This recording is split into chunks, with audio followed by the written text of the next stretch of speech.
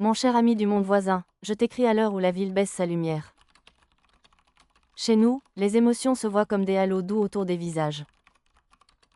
Ce n'est pas un spectacle forain, c'est notre météo intime de tous les jours. La couleur dit la famille de l'émotion et la texture en précise la nuance. La joie est claire et chaude, la peur est pâle et tremblée, la colère est granuleuse. Quand une émotion est mélangée, l'aura se strie comme un tissu serré. Il y a un léger retard entre ce que je ressens et ce que tu vois. 3 secondes parfois, ce qui rend les aveux un peu acrobatiques. Nous avons appris à attendre ces 3 secondes avant de juger la sincérité. Les enfants apprennent très tôt à lire ces signes simples sans s'y enfermer. On leur dit que Laura parle fort, mais qu'elle ne connaît pas toute l'histoire. Cela évite de transformer la vie en tribunal permanent. Je t'écris parce que je sais que chez toi le cœur reste discret. J'aimerais te décrire notre monde pour que tu le touches avec l'oreille. Je veux que tu comprennes notre fierté et nos peurs sans les dramatiser. Tout commence le matin, quand la cuisine s'allume avant le soleil. On se salue en voyant la fatigue bleutée et on prépare un café plus doux. Les voisins s'entraident parce que l'usure se devine en un coup d'œil. La compassion circule plus vite que les rumeurs, et c'est déjà beaucoup. Pourtant, la curiosité pique, et la curiosité a de longues dents. Nous avons inventé des rideaux pour l'âme dans les bus et les ascenseurs. Leur verre opale atténue les halos pour que chacun respire un instant.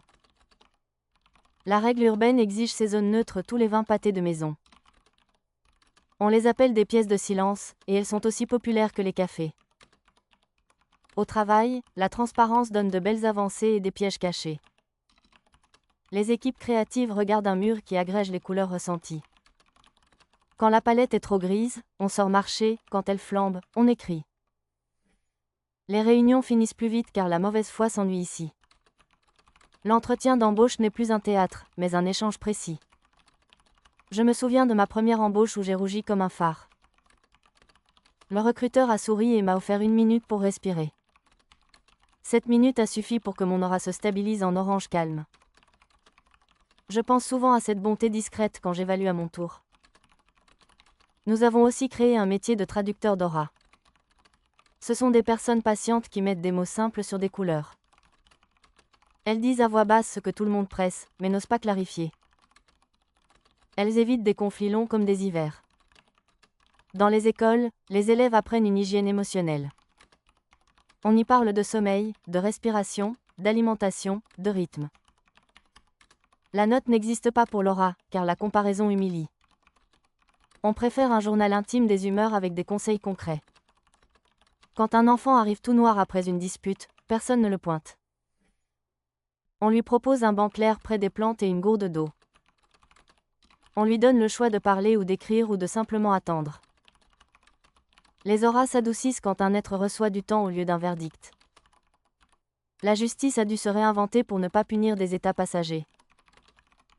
Les jurés portent des visières opaques pour réduire la contagion affective. Les témoignages sont relus avec un délai pour éviter les emballements. On ne juge pas la colère, mais l'acte qui l'a suivi. Cette distinction paraît simple, mais elle nous sauve chaque semaine. Tu te demandes si tout est plus honnête ici. Non, la vérité n'a pas gagné une guerre totale, elle a gagné des minutes. Ces minutes suffisent parfois pour éviter un malentendu durable. Elles sont précieuses comme l'eau dans un désert. L'amour s'écrit avec des lampes nouvelles chez nous. On ne se contente pas de dire je t'aime, on apprend à nourrir la lumière. Nous parlons d'écologie émotionnelle dans le couple. Cela veut dire respecter la nuit de l'autre autant que son jour. Cela veut dire choisir de ne pas exiger un soleil quand on traverse un hiver. Je t'avoue que j'ai raté cela une fois et j'en garde un pli au cœur. J'aimais quelqu'un dont l'aura restait douce alors que la mienne brûlait. J'ai cru que mon feu prouvait un amour supérieur, je me trompais. Sa douceur cachait une fatigue ancienne que je n'avais pas su voir. Un soir, sa lumière a vacillé et je me suis enfin tue. Nous avons appris à nous aimer sans spectacle et nous avons mieux dormi. Les cérémonies de mariage incluent un pacte d'hygiène émotionnelle. On y promet des marches lentes et des repas simples quand l'orage menace. On y promet des siestes partagées, c'est plus sérieux qu'il n'y paraît. La jalousie se voit bien sûr, et elle pique comme une ortie. Pourtant, elle n'a plus l'excuse du mystère, elle doit se dire clairement.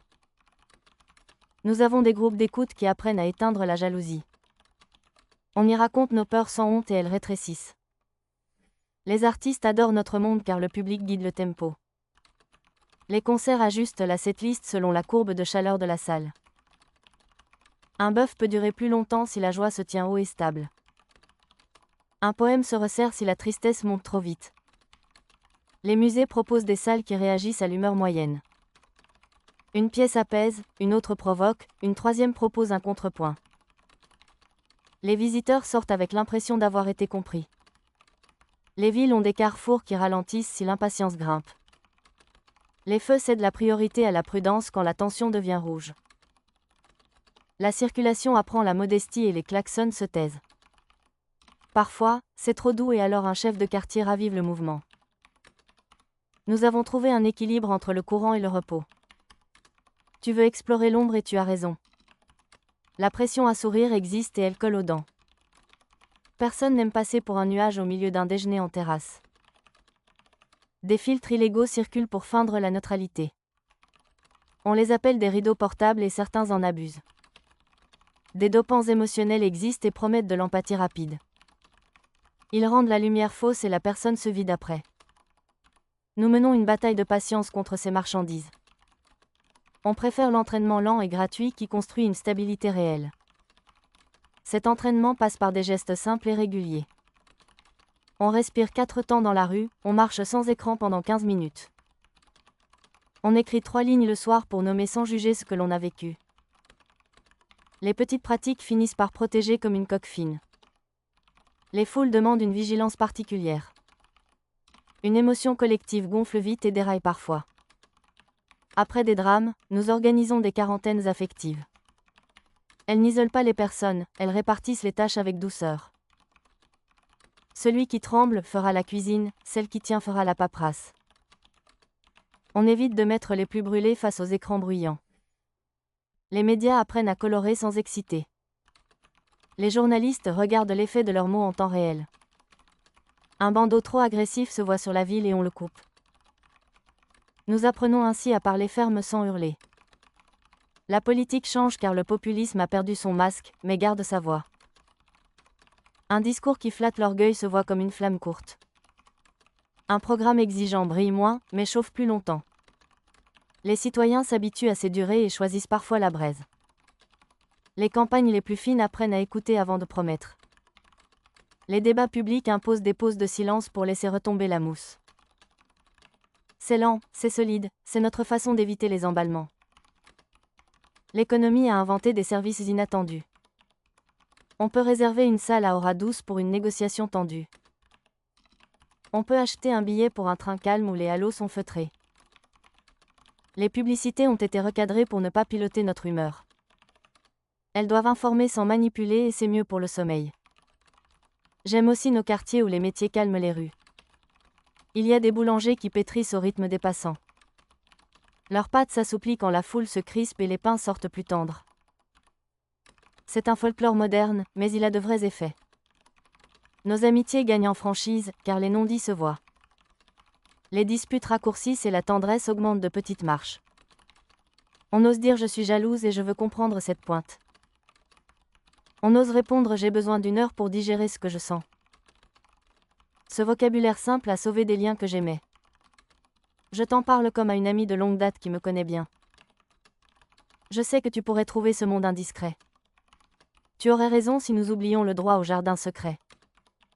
Nous avons inscrit ce droit dans nos habitudes avant de l'écrire dans nos lois. Ce droit dit qu'un être peut choisir de se couvrir sans donner d'excuses. Il peut mettre une cape grise qui ne ment pas, mais protège. On ne lui demande pas pourquoi et cela change tout. La confiance vit mieux quand elle n'est pas forcée. J'ai vu des couples renaître grâce à cette simple cape. J'ai vu des collègues retrouver le goût du travail après une semaine sous cette cape. Le secret devient un choix clair et non une fuite. Les émotions enregistrées posent aussi des questions délicates. Nous limitons l'archivage des halos dans les lieux publics. La mémoire de la ville oublie beaucoup par principe. Nous évitons ainsi de transformer chaque instant en preuve permanente. La valeur d'une vie ne tient pas dans un album de couleurs. Parfois, je me demande ce que tu verrais si tu me regardais maintenant. Je suis calme et un peu ému de t'écrire si franchement. Ma lumière doit être orangée avec une pointe d'azur sur les bords. J'aimerais te prendre la main par les mots et te faire traverser. Traverse ici, marche dans une rue où l'on lit sans crier. Entre dans une librairie où l'on classe les livres par effet sur l'âme. Les étagères proposent des remèdes doux et des secousses mesurées. Tu choisis un essai sur le courage modeste et un roman sur les renoncements. Tu t'assois, tu lis 3 pages, et la libraire sourit à ton halo. Elle te conseille une autre fin qui te laissera respirer. Tu n'es pas manipulé, tu es accompagné, cela change la sortie du magasin. Je t'emmène aussi dans un théâtre où le public devient cœur. Les comédiens scrutent l'intensité et modulent la scène. Quand le deuil monte trop haut, ils déposent une phrase simple et se taisent. Ce silence partagé permet à l'histoire d'avancer sans écraser. La soirée se referme avec un sentiment d'équité. Dans ce monde, il y a des métiers nouveaux qui te plairaient. Des médiateurs émotionnels veillent aux chantiers et aux hôpitaux. Ils s'assurent que la pression ne dépasse pas la cote d'alerte. Ils proposent des relais humains avant que les nerfs ne craquent. Ils n'ont pas d'uniforme, mais une écoute ferme et un humour tranquille. Leur outil principal est un carnet où ils notent moins et relisent plus. Ils m'ont appris à voir les gens comme des climats et non comme des défauts. Cette idée m'a libéré de plusieurs jugements rapides. Je t'envoie aussi un petit souvenir de quartier. Chaque dimanche, un marché se tient sur la place des Herbiers. On y vend des plantes qui influencent doucement l'humeur. Le basilic redresse, la mélisse allège, la lavande apaise. Les vendeurs ne promettent pas des miracles, ils vendent du temps au calme. J'achète souvent un bouquet qui devient mon minuteur pour respirer. À chaque parfum, je me rappelle que je suis vivante et imparfaite. Les imperfections sont visibles ici et personne ne s'en moque. Elles deviennent des repères tendres au lieu de griffures. Nous apprenons à dire je ne vais pas bien, mais j'avance. Nous apprenons à entendre tu ne vas pas bien et je reste près de toi. Cette grammaire simple a remplacé tant de slogans creux. Je sais que tu veux aussi entendre une histoire plus vive. Je t'en raconte une qui m'a réveillée un soir d'orage. Une amie devait défendre un projet difficile devant un comité frileux. Son aura tremblait et le comité durcissait comme une pierre. Je lui ai écrit 3 phrases à dire avant de montrer les chiffres. Elle a dit je suis nerveuse, mais ce projet me tient car il aide des gens. Elle a dit je respecte vos doutes et je veux les traverser avec vous. Elle a dit si nous échouons, je porterai ma part devant vous sans chercher d'excuses. La salle a relâché, les couleurs se sont adoucies, et l'écoute est venue. Le projet a été accepté avec des garde-fous clairs. J'ai vu ce soir-là comment la franchise calme permet la précision. Je me suis promis de parler ainsi avec moi-même. Depuis, je m'offre au moins une phrase lucide quand je m'emballe. Cette phrase est je peux me tromper et je veux comprendre.